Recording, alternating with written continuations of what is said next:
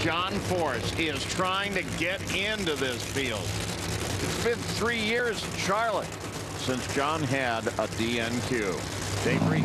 Well, I just talked to Ron Douglas, asked him what's going on with the Castrol GTX car. He says it's just simply way too fast at the starting line of that 60-foot clock, Mike. So what they've decided to do is take some weight, move it around, try to not make it so aggressive at the hit. Well, and we talked about, like with Alan Johnson, controlling the wheel speed. You saw he went to a bigger tire because he thought that the track wasn't going to be as tight as he thought it was. So he wanted to try to control that. Well, there is the standings right now with Robert Hight #1, followed by Hagan, Melanie Troxel, Johnny Gray, and at 16th position of 426, Jeff Deal. That's what John Force is looking for. He is not yet qualified. Gary? Quick note on John Force. We've seen him limping this weekend. I talked to him, Paul, and he says for the first time he's wearing a knee brace in the car. He has no cartilage in that damaged right knee from that accident 3-4 years ago in Dallas.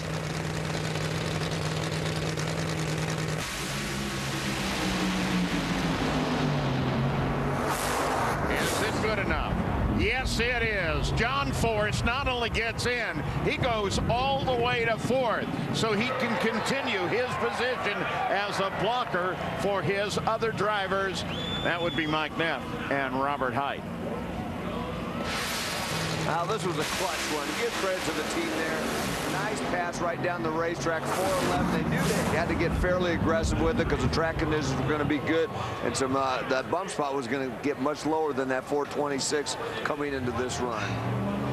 And with John Force, who jumped out of the race car, and there was no indication of that knees hurting that much with that brace on there. That was a great pass. And how much does that help you and your team, John? Oh, boy, it ain't no look.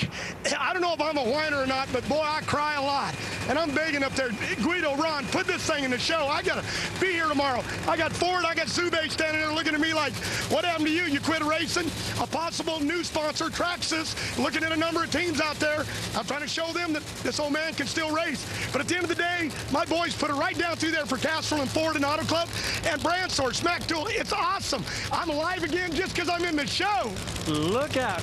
The Force is loose.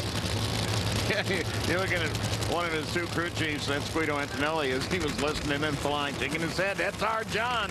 You bet it is. That's why so many fans love that guy.